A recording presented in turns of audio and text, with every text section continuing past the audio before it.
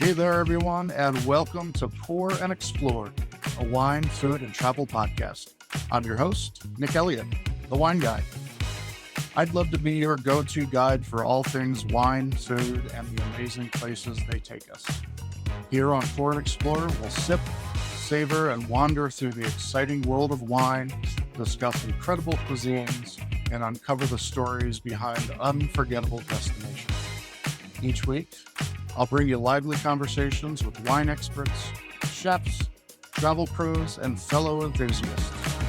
We'll share practical tips, hilarious tales, and plenty of inspiration to fuel your next adventure. So grab a glass, pull up a chair, and join me as we pour, explore, and celebrate the good life. Let's dive in. Hello, everyone, and welcome back to Pour and Explore. This is the podcast where we sip, savor, and stroll our way through the world of wine, food, and travel. I'm Nick Elliott, the wine guy, chef, sommelier, winemaker, who has been elbows deep in grapes 4 times that I can count. You know, whether you are a casual sipper or a hardcore dork, if you will, you are certainly in the right place. Today's episode, because we're approaching harvest time here in the Northern Hemisphere. Some places we're already into it. Some other places will start a little bit later, depending on what they're making, things like that. But we are right now in harvest season. And I wanted to talk a little bit more about what that means. It is the busiest, craziest, most magical time in wine country. And, back in April, I did an episode about winemaking and how the wine goes from the vineyard into the bottle. So definitely check that one out. But I wanted to focus a little bit more on the actual picking of the grapes and growing of the grapes and so on, because I think it deserves a little bit more attention, because I would love for all of my listeners to have a deeper appreciation of what goes into your bottle. And the only way you can do that, in my opinion, is to hear about it from someone who's done it. So want to buckle up, because we are going behind the cellar door today to explore what really happens during the crush, and then into picking, to the pressing, to the fermentation, and to the celebrating. We are crushing it today. So I am so happy you're here. So let's go. Let's start before a single grape has been picked. Winemakers and vineyard managers have been watching their vines like hawks for months at this point. And as summer turns to fall, this is when things turn real. It's a dance of science and instinct. We're checking sugar levels, we're checking acidity, we're checking pH levels, seed ripeness, the amount of tannin in the skin. We're tasting berries straight off the vine, and we're making decisions that are going to shape the wine for years to come, the wine that winds up in your glass. And it might seem like magic, but we are really out there every day, sometimes before the sun even comes up, making sure that every single berry that goes into your wine glass is a good one. And that is where it all begins. We've planted the grapes, obviously, at this point, and they're growing, and the vines are maturing, and we've got a beautiful canopy on the grapes at this point, beautiful green leaves that are growing and soaking up the sun and producing these beautiful grape clusters on the vine. The main step that we're looking for during this process is a process called veraison. You may or may not have heard this term, veraison. This is the point when grapes start changing color and softening. And as soon as we see veraison start to happen in the vineyard, we know that the countdown to harvest is on. So this is the start, if you will, of the harvest season. And while this is going on, again, we're checking every day, making sure that all of our levels are correct. But behind the scenes, in the places that you can't see, the dark tunnels and buildings where wine is actually made, in the cellar, the tanks are being cleaned and the presses are being scrubbed and the forklifts are being tuned up. The bins and the buckets are being stacked to the ceiling. I remember back when that I was working in the winery, this was a time that you didn't get a whole lot of break. You did not get a whole lot of time to sleep. You were up before the dawn and you were working way into the evening hours, making sure that everything was perfect to be ready when that flag flew and it was time to roll out with all of that equipment and people. Of course, we can't forget the people. And that is what we were prepping for, getting ready for that moment. So you didn't get a whole lot of sleep. There was lots of caffeine, lots of hydration, and of course, lots of hope that the weather was going to cooperate. And weather obviously plays a big factor into farming in general, but I would say it's especially important when you're talking about wine grapes. And let me tell you, every winemaker becomes a part time meteorologist, I would say all year, but especially during this time. You get too much heat, your grapes are going to over ripen, and that's not a good thing. Too much rain, and you might get mold on the grapes, or your grapes will have so much water in them because they're drinking all of that rainwater that you get a diluted juice. And depending on where you are, we don't have a huge problem with it here in California, again, knocking on wood, but frost can certainly be a thing. And don't even get me started about frost. You can only imagine. So, we've done all of the prep. The vineyard is about to give birth to these amazing clusters of grapes, and that means that it's picking time. The vineyard is ready for us to go in there and do our thing. Depending on the region, as I mentioned earlier, harvest kicks off as early as August in some places. Sparkling wine, where sparkling wine is made, folks who are making sparkling wine, this is the time that we're picking our high acid, low pH grapes. And we are picking in this time for those reasons. And then this harvest season can stretch all the way into maybe October or even November. Check out my episode about dessert wines. I talk a lot about late harvest wines, ice vines, and things like that.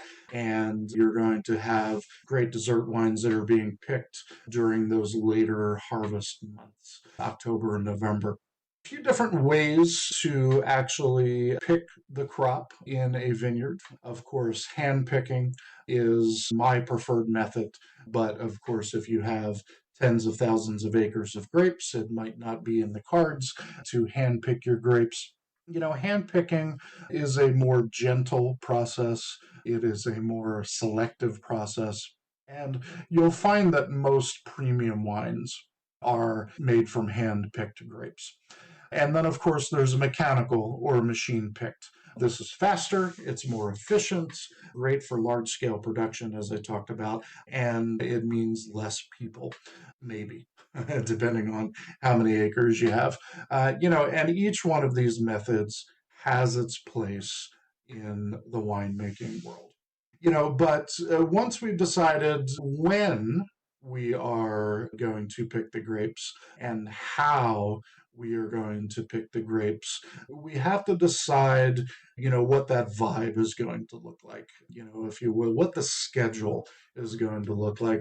Harvest days start early, like 4 a.m. early. And why do we do that? We do that because it's cooler. That's going to be number one. Cooler temperatures protect the grapes and they preserve the acidity for when the grapes wind up down in the winery.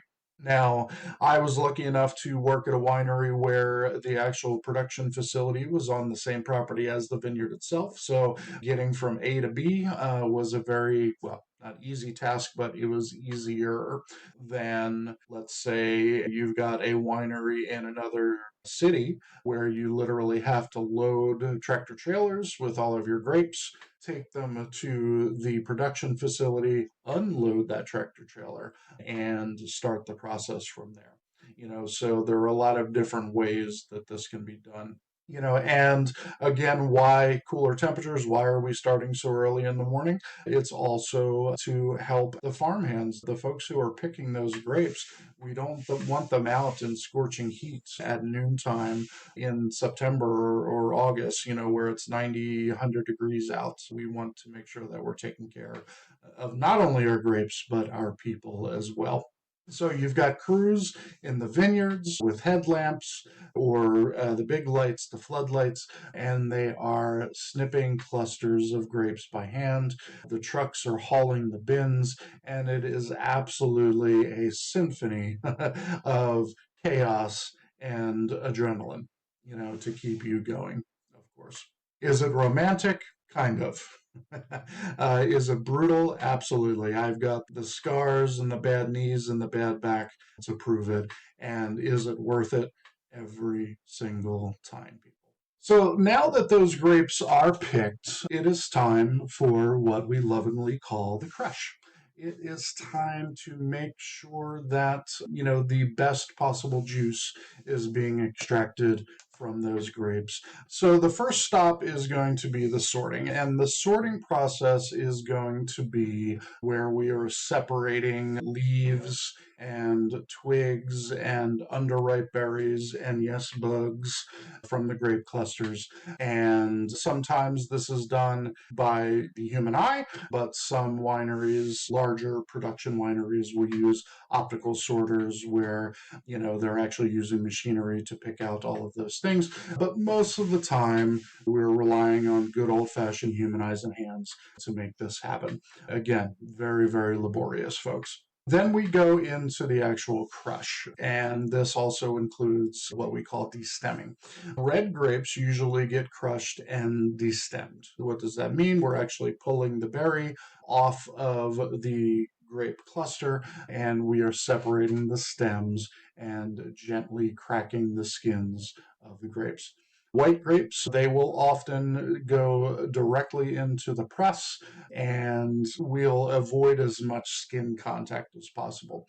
But by adding the stems into the crush for white wines, that's going to give us a little more astringency, a little more acidity, a little more earthiness in that wine production. And those are the basics right there, very, very high level. Again, I can nerd out about it for, for a long time, but I'm not going to do that here on this episode, maybe another one. So now we have grape juice. We have grape juice all by itself in the terms of white wine, or we might have grape juice mixed with the skins and pulps and seeds in the case of red wines.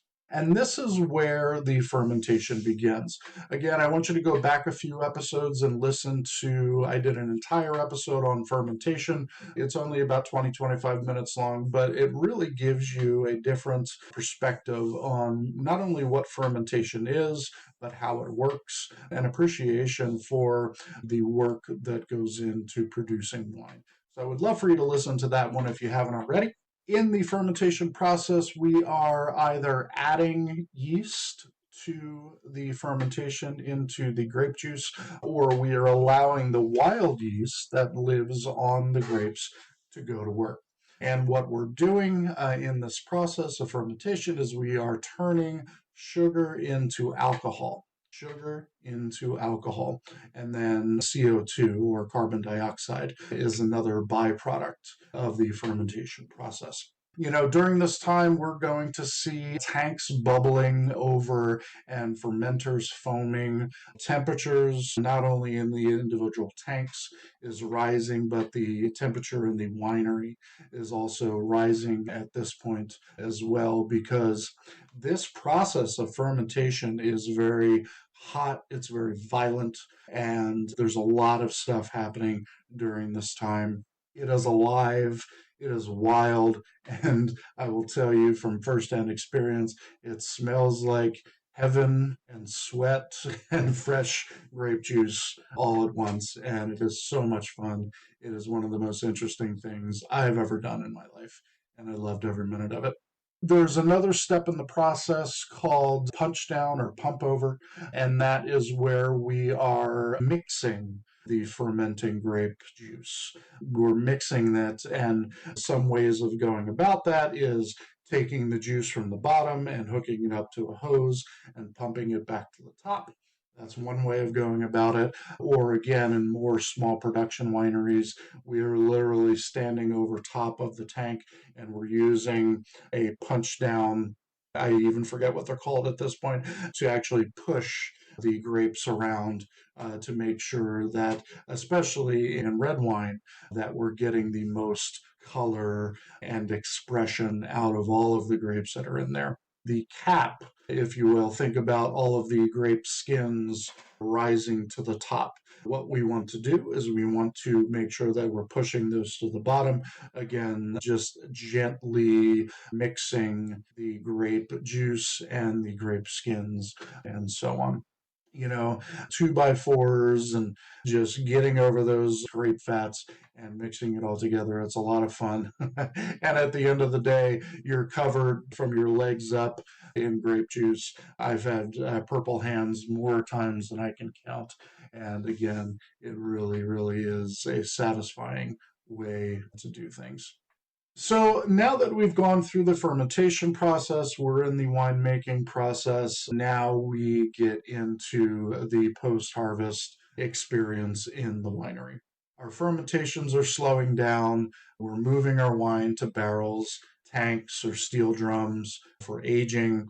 Some wines, in the case of white wines, will be ready in just a few months. In the case of a lot of red wines, it might be years before that wine sees the light of day.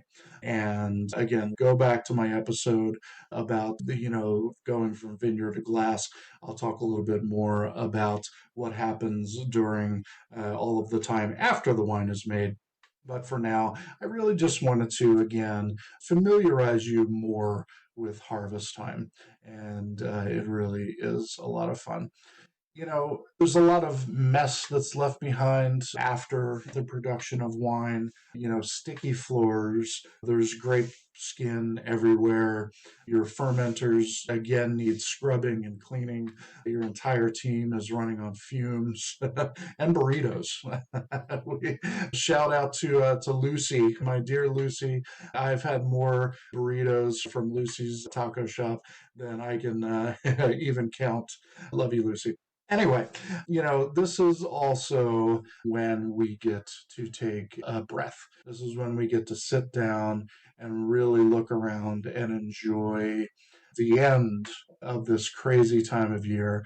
And usually that involves, popping open a bottle of wine. Crazy, right? Or maybe a beer, just depending on what you like. You toast the crew, you sleep for a couple of days, and you get up to start the process all over again. It is super, super magical. On this note, I'm hoping that I can get this episode out in time that, if you're lucky enough, and most of us are in this country, we're lucky enough to live near wine country. I would absolutely encourage you to find a winery that is in its harvest time right now. Give them a call and see if you can visit. Number one, can you volunteer, to help pick grapes? If you really want to get to know this process firsthand, can you book yourself a tour in the winery while all of this is going on?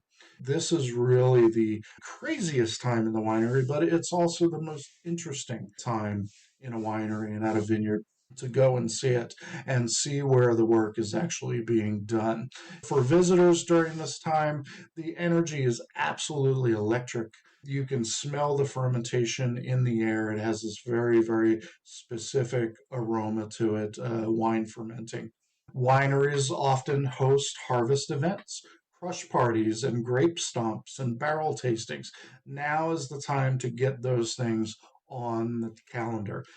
Again, if you're lucky enough to live around wine country or you're going to wine country during these times, make sure you're asking about these things because it takes the experience of tasting wine to a whole new level. And I highly, highly encourage it. And hey, you even might get to meet the winemaker, in their rubber boots and their stained hands and, with their shovel over their shoulder. Who knows? Not making any guarantees, but maybe you will. Some tips from someone who's done it and used to book tours to the winery and take people barrel tasting and things like that. You always want to book ahead. Never just show up to a winery expecting to have that experience that I was just talking about. When you do get the opportunity, be patient. This is a working place. You're walking into a factory here, folks. This factory is making wine. So be patient, be alert. Make sure that you are being careful, of course, during this time, listening to the instructions of the folks who are working in the winery. Ask questions. Absolutely ask questions. In case you didn't know it, people who make stuff love talking about the stuff that they make. So if you get the opportunity to meet the winemaker or one of the winemaking staff, ask questions. How do you do this? Why do you do that? They're going to want to tell you, and it's very, very cool. And try something new. Fresh grape juice right out of the wine press is delicious. It's extremely sweet, but it's absolutely delicious. Fermenting wine tastes like nothing else. And of course, if you get the opportunity to do a barrel tasting, in other words, literally tasting wine directly out of the barrel, I would definitely highly, highly recommend that. It really is the most real way to connect with the winemaking process. And I'm assuming since you've stuck around for all of this time, 25 minutes at this point, that that's something that you're interested in, being able to connect to that process. So I appreciate you listening and I appreciate you being here with me today on Pour and Explore. So there you have it. Harvest season in all its glory. It's absolutely chaotic. It's exhausting. It's sticky. It's loud. It's beautiful. And it is unforgettable. And if you've never visited a winery during this time, you are missing the heartbeat of wine country.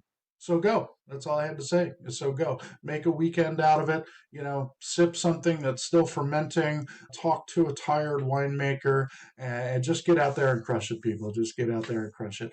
And always, if you want to sip smarter, travel deeper, and pair your wine with wonder, please hit that subscribe button. If this is your first episode, I hope you enjoyed it. I hope you'll listen to more. Hit that subscribe button. Follow me. Feel free to leave me a review. Let me know what you think. Hit me up on social media. I would love to hear what you have to say about your experience with Pour and Explore. And if you love to taste wine and it's something that you would like to do, I host personal wine tastings down here in the San Diego area. I do them in person, but maybe you're having a party. We've got Thanksgiving coming up, Christmas time as well. Hit me up and I would love to do a virtual wine tasting and education seminar for you and your friends and family. Just head over to thewineguy.vin and you can learn a little bit more about that. So with that, folks, I'm going to leave it and say what I always say as I'm wrapping the show up. And my sincerest hope for you is that you keep wondering and wandering. Cheers, everybody. Thank you so much for tuning into this episode of Pour and Explore. I'd love to hear your thoughts, your stories, and your questions, so you can drop me a line at cheers@thewineguy.vin. That's cheers@thewineguy.vin. Or let's connect on TikTok, Instagram, or Facebook. Grab those links on my website at thewineguy.vin. Until next time, let's keep wondering and wandering. Cheers, everyone.